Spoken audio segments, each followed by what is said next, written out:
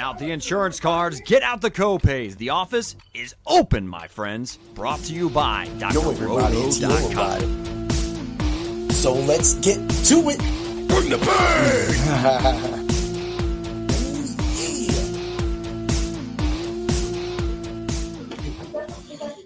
What's up, everybody? It's Heat Override, and I'm ready to bring the pain for you and Dr. Roto this week. Ooh, yeah. How you doing, Dan? How's your day been? My day's been better, man. I had a rough week. That's why I wasn't here on Thursday. I apologize to everybody, but I'm back. Yeah. No, that was just a crazy bunch of stuff. But hey, now we're moving on. Now it's on to the next thing and everything. And we just had we didn't have a belt change hands last night. I mean, that was pretty obvious to go about that. But we'll talk, of course, about that fight at the end there. And so everybody piling in right now, we're going to do a review of Volkanovski versus Lopes 2. And, of course, I'll run down through all the picks. I'll talk about some of the DFS percentages, owner percentages, that is. Also, how some of the parlays worked and a little bit of the work. But I guess we'll just start off. So I was, even though you had some things come up, I was able to go on the show with 138 MMA on the panel. One of the guys got sick. And then this other guy, Steven's picks, came in, and we kind of just passed it around and talked some really good stuff. And then, of course, the next day with the Fight Club of Pain, I had some exclusive bets I only gave out on the 138 MMA panels podcast. So I thought that was really cool, man. But I'm really excited about things like this because it kind of shows where we're going right now, where, you know, me and you have developed this product, the Fight Club of Pain, and just being open to the world. How do you feel about that? Yeah, I'm excited, man. I'm excited. I'm just glad to be a part of it. Right. I wasn't sure if that was just, I mean, even if, and all that crazy stuff didn't happen, felt like I didn't know if 9:15 and then after going live after another podcast would be, but I was surprised we got that podcast done in about an hour and 5 minutes.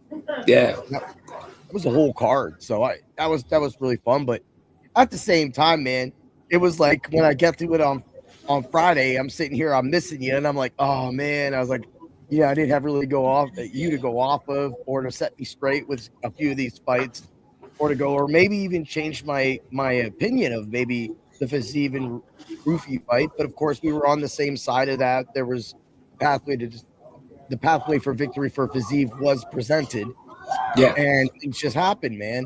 Did you see the knockout with? I did. Dude, he's just a crisp stand-up fighter. That's all it is. He throws crisp, straight hands. Yep. And it catches him. Hey, how you doing? Someone said hi. Hey, what's up, Nada? So, you know, let's just roll it off. Let's start off the first thing. First, we had Mr. Face Tattoo, Aaron Tao get canceled, Dom Sarai Batibayar, which sucked. That was actually part of one of the parlays I did. I suggested a no distance parlay on the 138 show, and it was Batibayar, Zalazay, and BST fights to all no distance. That was a plus 241 before that Batibayar fight was canceled. So that ended up hitting. That was really nice. Also, on top of that fight as well, too, the next fight, I had predicted on that show, and when I did my things, I predicted 8 finishes, 6 over. We got 7 finishes, 6 over, and the one canceled fight I had predicted as a finish. So I actually nailed the finishes and decisions for this card. Nice. Straight up. Yeah, it was something I never did before. I also did something else too. I'll get to that with that. But you know, the Lawrence Liu and Sangrila bullshit fight, this dude sat there, Dan, and tried to box with practically a wrestler. And for the first time, unlike a lot of other people, this dude is probably the worst guy in the world. Sangrila Larangla Blow. Look, he blows. We're going to call him Sula Blow at this point, right? Because what ended up happening was Sangrila Bro was boxing him, and the minute Liu would take him down, the dude would just cover his face, roll in a little ball, and then Liu just would start kneeing up his ass. And I was like, what? What is he doing? And then he would get back up, and then he would just box him again. Then he'd get taken down. And the minute he went down, he would just go like this, Dan. I'm not lying, dude. He would just be like this. And I'm like, this is not going to work out for you, man. And so Lawrence Slew got that win. I got that one wrong. I did have the Sangler, bro. He did look good on his feet. Everything was connected. It's just went down to the ground. It was over for him, dude. Regional people. Regional. Yeah. Now, Arrow. You're cutting up. You're cutting up. Oh, am I cutting out a little bit? Yeah. How about now? Yeah. Okay, we're good. What's up, you corn man? All right, so then the next fight, I had Sebastian Sazale. Sazale. And he ended up getting he controlled the whole fight. He was on his way to a win. And unfortunately, Nakamura at this one point, Sazale just throws his punch, and Nakamura's foot comes up, bam, out, gone. So that was another one, I think. Where are you guys? Where are we, guys? We're just chilling out, having a good day in the Americas. So we're in Pennsylvania. Yeah, we're trying to talk. We're talking in UFC 325. So I'll move along. Sang-Hook Kim, or however your thing had it spelled, I had it that way, versus Don Marfan. Don Marfan just took that fight over. This is when we started winning. Bam, because I started out with those 2 losses. Move on. Because I did not have you, Dan, Can Offley was on this card. So Soup Can Offley came through and got a decision over Iza, dude. Did you catch any of the highlights from that fight? I tried to watch all the highlights for all the fights, but it's hard to find the early prelims. Oh, dude, you didn't miss much. All it was pretty much him beating Iza in the face the whole time. It was another patchy mix experience with Batista. Just getting punched in the lip. He's just getting punched in the lip, dude. Just getting punched in the lip. It was pretty funny. Now moving along, Jonathan Misaliff versus Oben Elliott. I had that. I had Misaliff going in, and that worked out well for us as well. Jacob Malkoun beating Torres Finney. Another fight where Torres Finney goes distance, literally scores 26 points. He got some takedowns, but he can't box, Dan. Did you? He's terrible standing up, man. He's terrible. And it was, that's a confidence builder for somebody like Jacob Malkoun coming back from like the surgery, the long time off. And Torres Finney still gave him those slams. So that was he's confident that he's able to take those blows while hitting that. So that was really cool that to build that confidence for Malkoun. And I mean, he got us some points, and he wasn't even that owned. So we'll get to that a little later. But dude, did you see the Cam Rouston Cody Brundage stuff? I did. Cody Brundage was going to be my soup cannon this week. I had it all written up, but unfortunately, I could not do the show. But I would have been right about that soup can. Yeah, and Rouston really took that over. Now Brundage had Rouston and hit Rouston plenty of times when he blitzed. And so that was throwing Rouston's like groove off. But dude, when I was watching this fight, all I saw was Rouston's throwing the 1 and 2, but he would do the fake. He would fake, throw the 1, fake. And dude, every time he dropped that right down the hoof, it hit Brundage every time on the chin. And I was like, there's no way that this is going to take any long in this fight. This fight is not going to go over just like I had, because he kept hitting him and hitting him. And he was getting hit. He was throwing back his hits too, but Brundage could not stop that right reverse punch down the pipe, dude. And I was like, it's only a matter of time. And eventually he did lose. And then of course, Billy Alicana subs Junior Tafa. That was. I saw that Junior Tafa rocked him a few times though. He did. Tafa looked good. Tafa was on him. And it was kind of funny because Alicana was just sitting there like, yeah, that was a good one. And he kept walking back to the middle of the ring. So I was like, why is he just walking back to the middle of the ring? Why doesn't he just at least stay in there and box with him? I mean, I know he's getting it, but like you're not even pacing to the ring. You're walking back to the middle of the ring. You should be trying to wrestle this guy. And then he finally wrestled and tapped, done. That was just crazy. Dude, and Quillen Salkin, he didn't have to beat up Jamie Malarkey's face that much. Choking him out, dude, that was just insane. That kid is good, man. I told you that. That was my rookie of the year last year. Yeah, it was. You are correct. That and there's a good reason. He starts off the year with the win, looking dominant, just like he did in his last fight. Although a lot of few people thought that he was a little behind on the punch stat at that point. He still got the knockout with his kick. It still shows that he can attack from any direction and use skills on the ground. So and he looked great on the ground too. So he's definitely living up to that mantle you put him on, because he's gonna have a great sophomore year if it keeps going that way.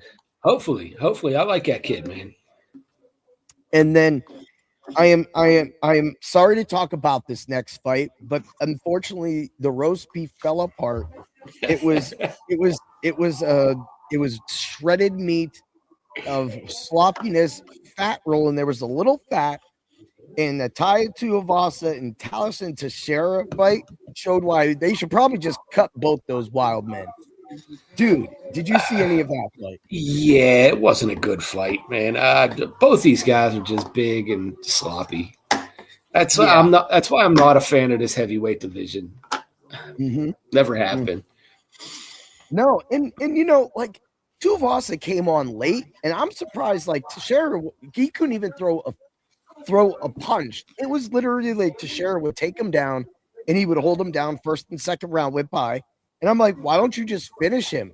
If Teixeira actually knew how to submit, he had him every single time. His neck was completely exposed to Tuivasa, that is, and he couldn't pull him up. And then Tuivasa was eating his punches, dude, eating those punches. And then at the end, that last round of them barely being able to stand, throwing haymakers, I'm like, dude, this is a horrible. Tuivasa is 0-6 in his last 6 fights, bro. He has not won. He has not won one in his last 6 fights. And I will say this: Waldo Cortez Acosta would beat the brakes off of both of these guys. He beat the brakes off them. Taliesin Teixeira would get bum rushed by WCA, bro. I don't know. We've seen Teixeira look pretty good though, so I don't know. We've seen him look good, and we've seen this. All right, we'll move along. Fiziev looked amazing in that first round. He looked great in that first round. Yes, he did. And then it took one punch. That punch opened up his entire left side of his eye. Mm-hmm. And then when Rufi hit him with that other punch, that put that big purple mark on his right side. He literally took 2 kill shots to the face, and he let that one. But his game plan was working perfectly for this fight to go over. And is that what you saw in this fight? Yeah, I saw Fiziev doing his game plan and actually winning exchanges, but Rufi just has that one-shot kill power. Yeah. Yep. It shows why if you're going to box with him, that eventually, and Rufi looked a little scared at first, hesitant, but he was waiting, and then he weathered that storm, figured it out. And when he sent that down the pipe, that was it. And it was just, it was a great fight up until that point, too. You know, they just had it. So I had Fiziev, of course, but, you know, it's happy. I had Fiziev went into it was good to see Rufi give you those hugs, give that love back to the Fighting Nerds. He released his statement that he's going to go back to the Fighting Nerds, but he wants to do one more round of what he's doing right now. So he's going to do that, and then he's supposed to be going back. So that was good. And, of course, I was talking about the hug with Prates out there. That was just it was so amazing to see those guys come back, man. You know, and see Rufi come back because he's young, he's good, he's got that skill, you know? All those guys are good, man. I think they should branch out and learn different skill sets because Yeah. what they do works for them, but when they run into someone that knows a little bit more, Mm-hmm. then they don't know what to do, and it's shown on everyone in the Fighting Nerds. Yeah, and you're right about that. And actually, the guy who did show that last time against Mauricio Rufy was Benoit Saint Denis. And dude, He's a stud, man. He's a stud. Talk about that fight, man, dude. Dan Hooker, what? Oh boy, Dan Hooker held his ground for the first round. That first round, he held his ground. It was he won a few exchanges. It's just Benoit Saint Denis. He's too good. That loss, those two losses in a row to Poirier and I forget who, and was it Gaethje? Poirier and Gaethje fought. His two losses in a row. That sparked something in him, and he's been on fire ever since. It was you had Poirier. It was Moicano. Yeah, Moicano. The doctor stoppage. Yeah. So, yeah. Those two losses in a row, man. He after that, he's been on fire. Yeah, I mean he's had two submissions after that, and then two knockouts because he knocked out Dariush last time. So he's kind of already did that. Now I think right now if he ran it back with Moicano, he destroys him. He destroys him easily. Yeah, I'd love to see BSD fight Armand. I'd love that fight. Yeah. Yeah. Nope. There it is. I was that just fight. going to say because I was talking about this last week and I kind of brought it up on the 138 MMA podcast that if BSD wins this match, you got to think either he's looking at maybe a title shot, maybe not yet. And I know we already know that Topuria and Gaethje are going to fight whatever. Yeah. But Sarukian and BSD is a perfect matchup. Yeah, I think those two should fight, or he waits a little bit and he fights the winner of the Max Holloway Oliveira fight. Yeah. And I recently saw too that Paddy Pimblett was recently called out as well too online. They by Rufy. Would you like to see Rufy versus Pimblett? No, I don't want to see that fight. I don't want to see Paddy Pimblett fight anyone in the top 5. Okay, yeah. So right now, I mean, before this win for Rufy, he was 14th, and of course, Hooker is 6th. Do you feel that? I think he goes up to maybe 8 or 9, but I don't want to. Yeah, I don't want to see Paddy Pimblett fight anybody in the top 10. I said 5, but I don't want to see him fight anybody in the top 10. I agree. I think he needs to get back to, training camp, and he needs some significant wins under his belt to even be considered for anything. All right. I agree with that 100%. So a little fantasy booking, we said this. BSD is probably going to move up right under to either Pimblett or Holloway in these rankings, probably also over Rufy because he beat him. Yep. And so when we look at that, we got of course Holloway versus Oliveira.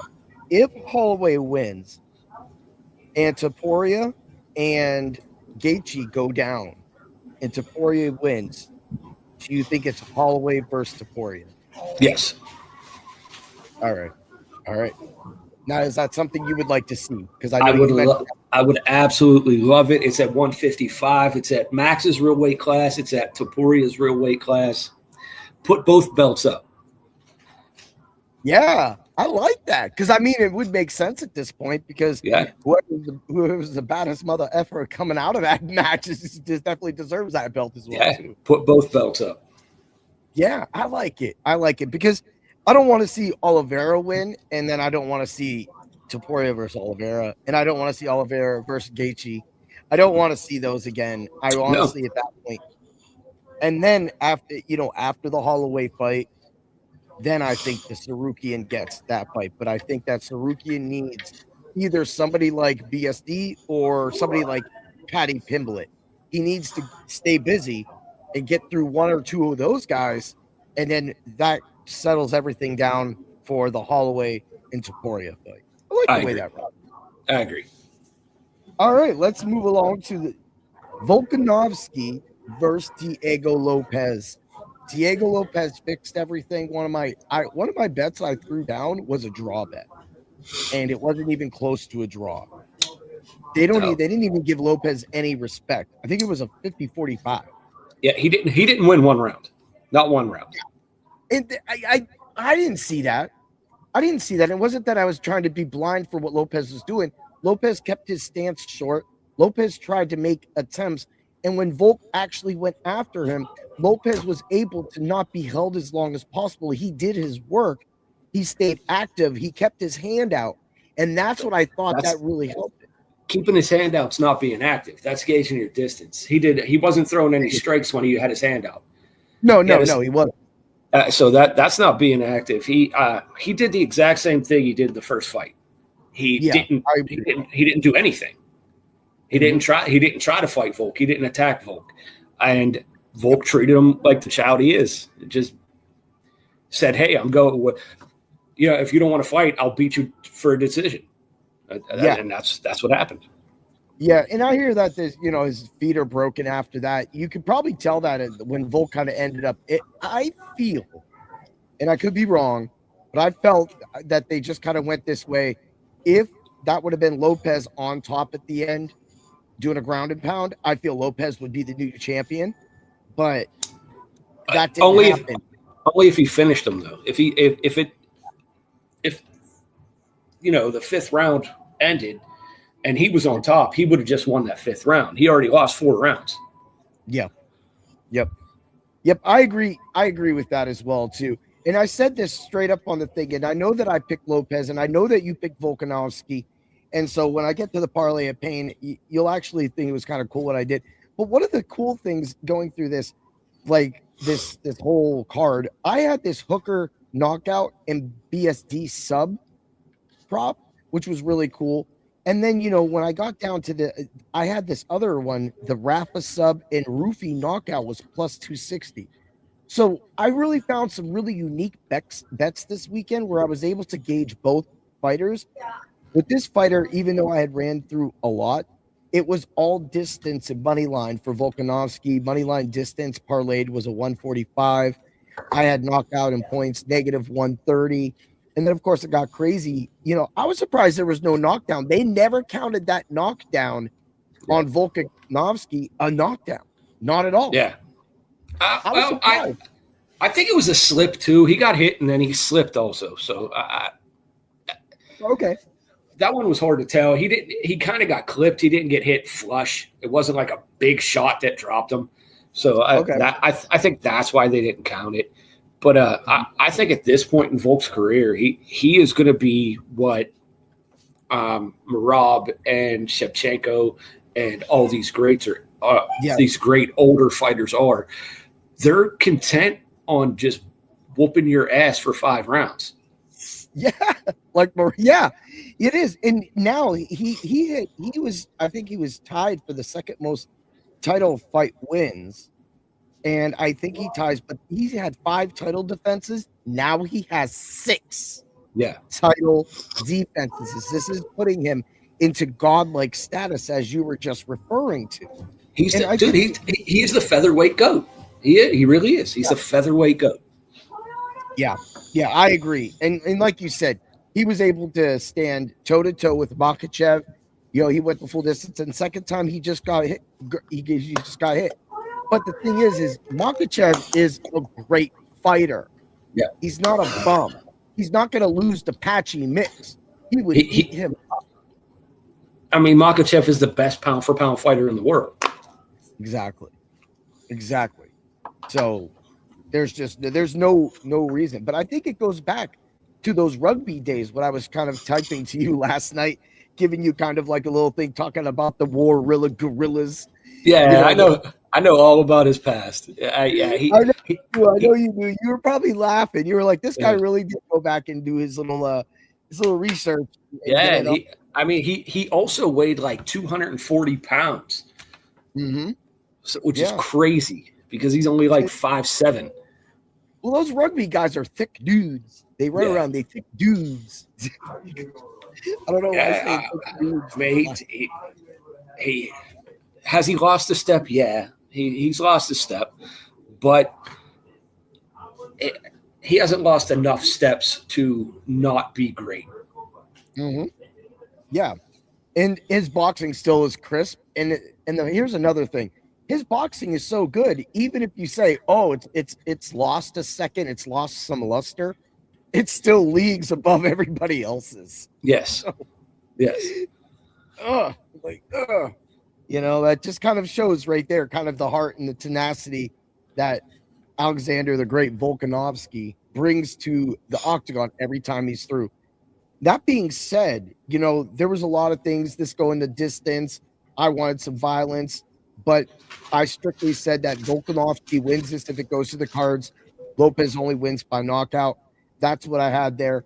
It's exactly what played out. But you see them promoting Gene Silva. Do you think it's Silva versus Volkanovski next?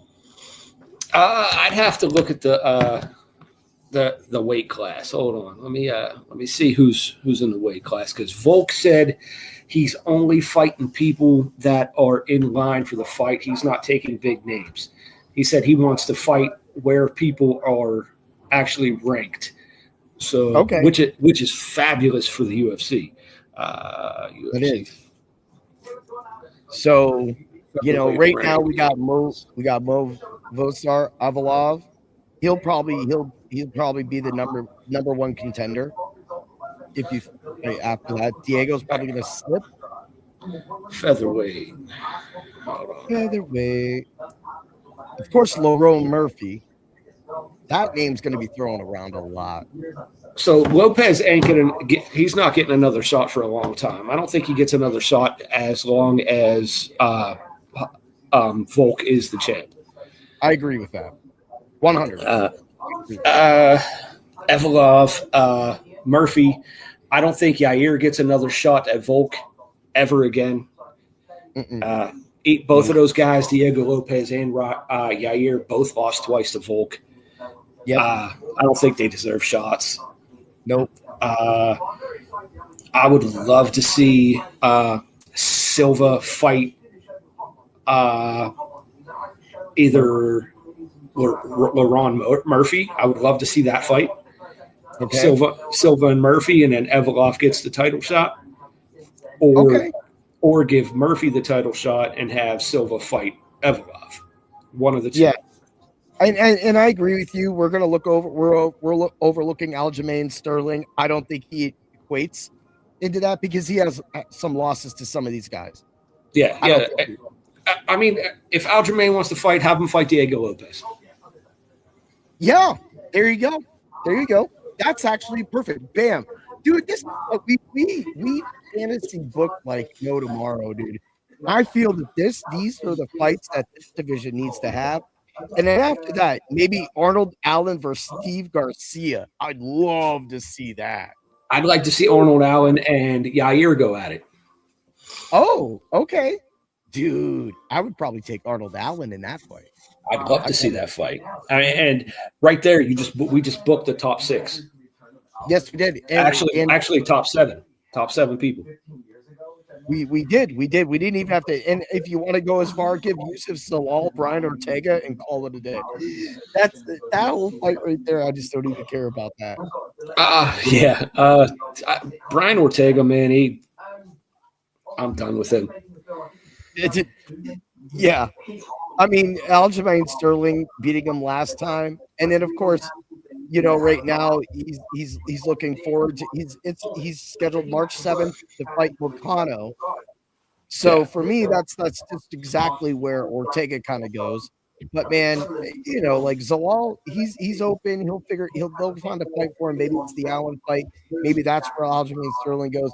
But I think honestly, what we just said right there, going towards where Volk's destiny is, I love it. I think that goes down, man. Oh yeah. No, I mean, even in that lightweight division, you got BSD, I think Dan Hooker falls out of the top 10, which he deserves to fall out of the top 10. There's no reason why that man should be in the top 10. He's lost his lost his last 4 to like all these guys too, other than Gamrot. Yeah, like he's gotten his face beat in or checked out by most of these guys. Yeah, so I mean, I would love to see give BSD his shot. Give Gamrot his shot against one of these guys. Make Gamrot fight Paddy Pimblett. Yeah, dude, why not? That's right there. And you know, that would be an excellent. That would get Paddy back on the mats where Paddy should have been in that last fight, and he did not. But that again goes back to exactly what you said about Gaethje. He established the dominance by grabbing the back of Paddy's neck and pushing him down. By doing those exchanges, that front face lock. That front face lock, he just drug him to the mat. And then he just let him back up. He was showing him, it was kind of like a lion doing his growl, putting you down. He's saying, no, at any point you attempt this, I will do this. Yeah. And so that was kind of where I think that Paddy kind of got thrown off. Truthfully, I don't think Paddy deserved to be in that fight. We've talked about this. Paddy did not deserve a title fight. He's fought no one other than Justin Gaethje, and he lost to Justin Gaethje. And everybody counted Justin Gaethje out of that fight. Everybody. Yep, I did. I had him. I said he could knock him out, but he couldn't knock him out. But it just went distance. And he did look slower, and I do think it was because of the medication he was taking for that thing on his neck. Okay, all right. But, so he would even been more crisp. Yeah. Because if you go back, what's that? I said I'll agree with you on that. Go on. Yeah, if he wasn't on medication for 10 days before that fight, you take antibiotics and you're weight cutting, that weighs on your system. Yeah. And I think he was just drained, and he was dead tired by the 3rd round, but he was still throwing. And Paddy was just still eating them, because that was it showed where this is something we talked about, but there was you said this, there was a clip that we made of this, and you said the only way Paddy Pimblett wins this match is by submission, not by distance and not by knockout. Mm-hmm. And that's exactly what happened. It went distance, Paddy lost. And that's it. There was no way he was winning 3 out of 5 rounds against Justin Gaethje standing up. Yeah. There's no way. Exactly. No way. Just pure volume alone. He wasn't going to look good on the scorecards. And I'm glad you realize that now. I do. Sometimes I am blinded by my new faith in some of these new fighters. You bring that out, and it's the affinity.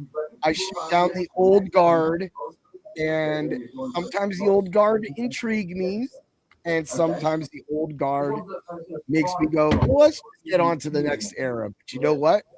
It's still their era, man. Yeah, like champs like Volkanovski are always just going to be great, no matter what they do. Like Max Holloway. Max Holloway's an old guy. He's one of the old guard, and he's still there. And that would be like me saying, "Oh, I think that Max Holloway, like Rafa Vaziev has a chance against Max Holloway." I don't think he would. I think he would probably get knocked out again. But at the same time, going on outside, they're throwing Roofy up there. Roofy versus Holloway. That sounds like a fun fight in the distance future. But for right now, everything that we got going on in that division is just great. And that's what I do. I do see it. I've learned my lessons. I take my losses, and it is what it is. I stick up for the old guard, man. You do, and you were right. You called it out with Teixeira that he was going to do his dumb stuff with Derek Lewis, and Derek Lewis was going to knock him right across that chin. And if Tuivasa had the power of Derek Lewis, he probably got the 3rd round knockout. Yep, but he did not. And that sucks, because I did have the fight finishing at a negative 185 in the 1st or 3rd, And then I had a knockout for him at 320, but whatever. I didn't put a lot of money on that. I actually didn't have a lot of money on this event. I rolled all of the parlays that I'm going to talk about, and then DFS. So, and then I took advantage of one of the things on DraftKings, and then I missed some other stuff. So we'll get to that real quick here. But overall, the card, it was a good card. Did you like it? Yeah, it was entertaining, man. Entertaining. They put on some good fights, and I only got to see highlights. I didn't watch the fights live. I was a little busy trying to get things right with the house. So yeah, trying to fix what happened. But you did see the Royal Rumble. I did. Do you feel they got it right with Liv Morgan and Roman Reigns? I do. I like both those winners. I could have called Roman Reigns coming back and winning, especially after that Pat McAfee interview. Yeah, he kind of let it slip out that he was just coming back to dominate. Liv Morgan, she deserves it. She came in second 2 years in a row. Yep. Came in third the year before that. She deserves it. It's her time. I think she's the number one female in wrestling right now.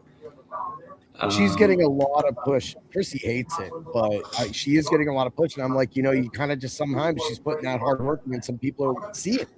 Yeah, she deserves it. And I mean, there was a lot of stuff that I hated about the men's Royal Rumble. I hated all the corny people like the iguana guy, and come on, man. Two Americanos coming in. I mean, I get it. Chad Gable's back. Just come in as Chad Gable. Yeah. I did like Powerhouse Hobbs coming out. Yeah, that was cool. And Obafemi. I was expecting Chris Jericho to come out. Me too. I was a little sad. Because they WWE did put in a trademark for the name Judas. Mm-hmm. So all right. He's obviously going to come out to that song when he comes back. And at this point, I don't know if he's going to come back in a wrestling capacity. If he's not going to come back in the Royal Rumble, this might just be a Hall of Fame induction, which is where I think that this is going anyway. And I think that this class is lacking a headliner. We don't know the headliner yet. Maybe Jericho's that headliner. Do you think that's possible, or do you think they go in a different way? That is possible. I never thought of it that way, but I think that could be possible. I think John Cena is probably going to headline, and I think AJ Styles is probably going to be. I think AJ Styles is probably going to be in it too, which I absolutely hated because Styles is one of my favorite all-time wrestlers. He's like top 5 for me. Okay, but I just hate the way they push Gunther to be the basically legend killer now, like Randy Orton once was. Mm-hmm. And every match is the same with him. All it is a sleeper hold, chop, sleeper hold, powerbomb, chop, sleeper hold, powerbomb. That's it. It's elbow. Yeah, it's every match. Chop, sleeper hold, powerbomb. That's it. That's all it does. That's all it is. And then a low blow. He got this famous behind the leg kick up. Yeah, it's crazy. And they push Gunther, and he is a hard worker. But like he's a better version of William Regal. Yeah, that's all he is. That's all he is. He's a better version of William Regal. And they love the shit out of him. But William Regal could actually wrestle. Gunther could wrestle when he tries, but he doesn't try. Chop, sleeper hold, powerbomb. That's it. That's all we get. I like it. And and that was something I had in my WWE articles for my top 10. I had Roman Reigns, and one of my last things, and I did not update him the whole time, was you would think it's possible to see Roman Reigns before the Rumble, but there's no way we're probably going to see him until that music hits. And that's what he did, and he came out and he won it. So I think that's a great angle, but now it's like, who does he choose? When does he choose? Where do you think that goes with him? I think it goes to CM Punk. because they had problems in the past. I think it's CM Punk and Roman. I think that's a lock. And I think they're going with the Jacob Fatu, Drew McIntyre, and Cody Rhodes triple threat for the title at WrestleMania also. That. Dude, I didn't even think about that, but you are so 100 correct. And again, those are the things I'm running about. So it's like when you pop my mind like that, it's like, wait a minute, he is right, because I say that these guys have been coming after each other. When it's Cody and Drew, it's Fatu coming in. It's Fatu doing this. It's Cody doing this. It's Drew, and Drew's like that instigator, like we've talked about in our previous things. It's crazy, and it's fun to watch because a lot of people don't like Drew as the champion, and I honestly thought, I was like, okay, if Sammy wins this, I'm okay with that. But it just he's not. Do you think that there's ever going to get that chance that Sammy's going to get that title from somebody, or is it just he's right now a year or two out? I think he deserves it. He's put in the work, and he's very over with some fans. But I don't think he's the face of the company. You can't build your company around Sami Zayn, and you really could. As a heel, you could build your company around Drew McIntyre. He is that good of a heel. Yeah. I mean, they practically did it before years ago during the C word years. Yeah. But at the same time, like, was that just like he was the perfect guy to run with it then? He had his different thing. That's when he was kind of like a face. But now he's got that heel who he really is as a wrestler. This is Drew McIntyre. Yeah. So I'm fine with him with holding that belt right now and making things happen. And if that triple threat match happens and nobody else sees their way into it, I think easily Cody Rhodes can get that win at WrestleMania. Yeah, I would love to see that not happen. I think Cody is better when he's chasing the belt, not when he has it. I can agree with that. A lot of people forget the story, but then we have the story. And then he was a boring champion. Just boring champion. Like no good storylines, nobody coming after him because he's so nice that everybody just wants to get along with him. There's no heels coming after him. It was just it was Jey Uso like, oh, what's up, Uso? Let's fight. It was just I am ecstatic that Jey Uso is out of the title picture. I do. He doesn't do a new tag team. Doesn't deserve to be in the title picture. I would love to see LA Knight get a push, but I don't know why he's hated, but they kept him off TV for a long time. I've kind of just left him on that list as well for a minute because I kind of knew that there was no reason for them in storylines current right now, although he was in that storyline with Cody Rhodes and Fatu and all that stuff. So you could see him kind of put, if that match becomes a fatal 4-way, I could see LA Knight popping into that match, but I could also see him being one of the first of 2 people being eliminated in that match. But it would be nice. But I think I would like to just see it as a triple threat match. Yeah. And I don't know where they're going with Elimination Chamber because that's where they get the second title contender. Yeah. So that's where they get it. So either Cody wins or Jacob Fatu wins or nobody. Those are the last 2 and nobody wins.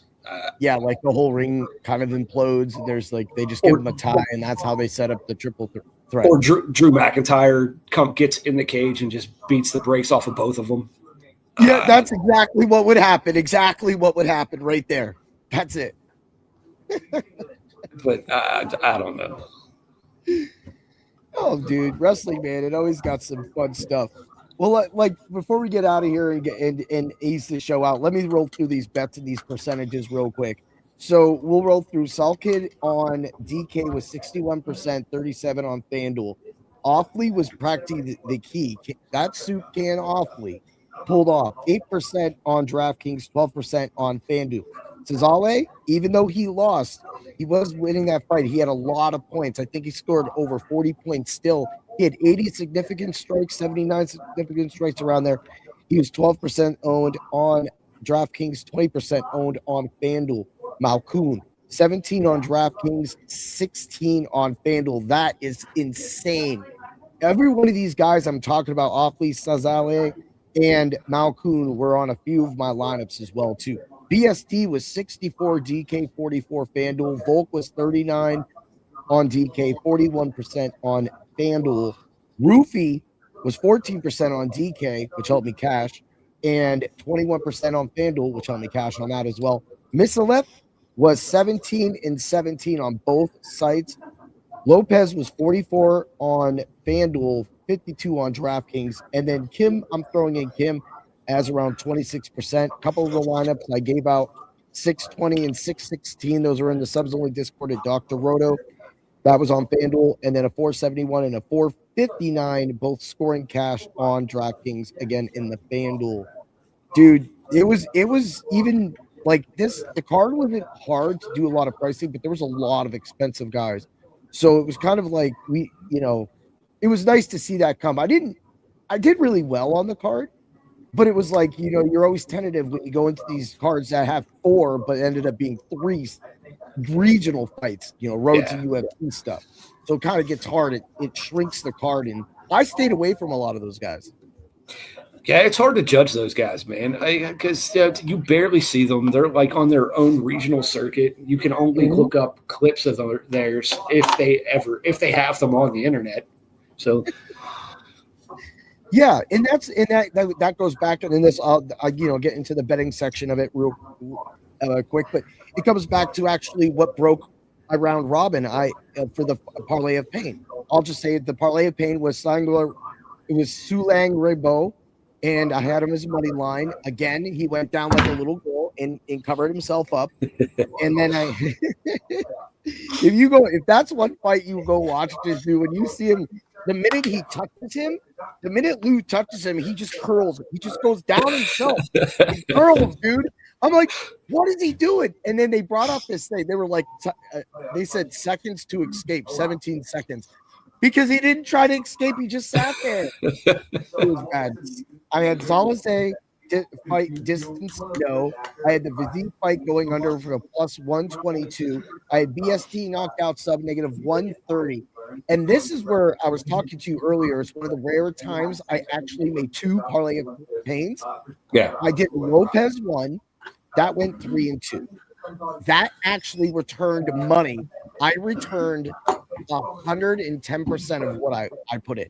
Nice. So I was like, on a 3 and 2 round robin, this is one of those instances where I was able to hit the distance or the no distance on Salazay, Fazeev, and BSD. And because that was a 156 negative plus 122 and then a negative 130, those fights put together made a lot of money. However, that parlayed together for 5. That 5 was still that was for a 2,381. Now I made a Volkanovski. I took Lopes right out because I had Lopes knockout points. I had Volkanovski knockout point, and then he did attempt that one submission. I got a little worried there, but the Volkanovski parlay, 5-leg parlay, was plus 1469. Isonga Rongbo, which I should not have played with, should not have trusted him, should have picked. I had plenty other fights I could pick from.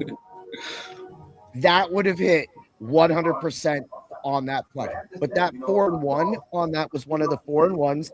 And then, of course, so I already said the original parlay of pain went 3 and 2, 4-1. And then the money line one that I had Songra LeBeau on it, and so I had. I'm just gonna find it right here. So that money line right there was Songra LeBeau broke that. It was in the subs only Discord. That was 4-1, and then I had the other 4-1 lineup or the 5-0 lineup I had was the 5 tastic picks. I highlighted the Salazay fight, no distance. Missalef, Moneyline, Rouston, knockout sub, Sulkid, knockout or sub. That was a negative 370. It was up there, but I wanted to make sure I played it. BSD, knockout, and sub. And that all 5 hit. The round robin hit. Everything hit. Total out, I probably put on just the initial build of these, because of course all my initial builds are 10-cent bets Yeah. alone. I put more money out other than this alone returned over $55 off of that. So this is when round robin works, and I was able to go 3-2, 4-1, 4-1, and 5-0. And so that again takes the 5 tastic picks to 10-0 for the year, 8-2 on the actual call finishes for the thing, going 5-0 this week, 3-2 last week, and this brings me up to the. And then, of course, the violence one I had Terrence Finney, no, this was on 138 MMA. Salkid under 1.5 and Elikana sub and knockout. I parlayed that. It went 2-1. And then, like I said, the other one, the Bat TVR one, became a 2-0 parlay. So even on that show, I gave out a 2-1 parlay, a 2-0 parlay, and there was just greatness all over. But this is the product that we have created. This is the style. I said on the online last night after this, because I had some beers and I was feeling good. This is why the Fight Club is so successful. This is why we have what we do. Yeah, I agree, man. We have I think we have a good system. Yes, we've developed a good system. Yeah, and you've brought up plenty of times that system is one of a kind. Yeah. There's not too many people that, because I don't bet, you do. Exactly. So I help you with your picks because sometimes I change your mind from what I say. Exactly. So. And that's what I was talking about earlier. I might have came off the Zeev and went roofie if we had actually been able to podcast. We don't know. Yeah. But the thing is that was still one of those things. That was a hard fight to pick. Yeah. So, that's what when we're getting all this and we're doing all this, that's what I want. That's why I made the comment, we don't count units because we trust our process. Yeah. All right, man. That's great. So before we get out of here and anything up, man, is there anything else you want to talk about, man? I'm down for some stuff for a sec. No, I'm just hopefully this week coming is better than last week. I agree with that. I think everybody should live by those rules, no matter how bad of a week you can have. And there can be some bad weeks. And it will always get better. That's right. Thursday, I found out I'll have to eventually probably have surgery for that hernia.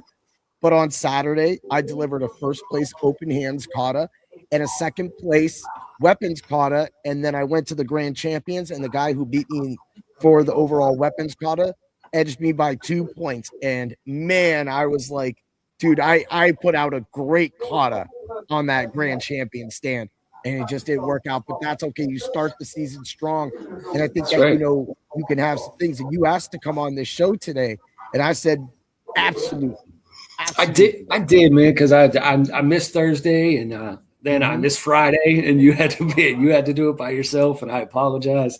Okay, you trained me well enough for that. It was just a hectic week for me. Hectic week.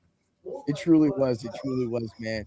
Well, all right, man. I've had a great one again. I can't wait till Thursday. Our boy Juicebox Walker has a really hard fight this week. Yes, we're sir. Gonna definitely break that down. We're not going to do the 5 fights. We can do 3 or 4. We'll talk about that. Keep it nice and simple. But we got to cover the Juicebox fight. We got to cover it. Oh, we are covering the Juicebox fight. That fight's going to be so hard. And I already know that I'm going to be on the Juicebox side. I already literally underlined his name. And I already know that a lot of people aren't giving him a shot. I think he has a good chance in this fight. I think he has a good chance, and I'll break it down on Thursday. I cannot wait. All right, brother, man, you get to your stuff. Let's have a great week this way. Let's get ready to slay it on Thursday, and have a great day, everybody. And always remember to bring the pain. Thanks again, Dan. Much love, my brother. All right, bro. Thanks for stopping by the office. Get your fantasy prescription by subscribing to the channel and checking out drroto.com. Until the next visit, be well,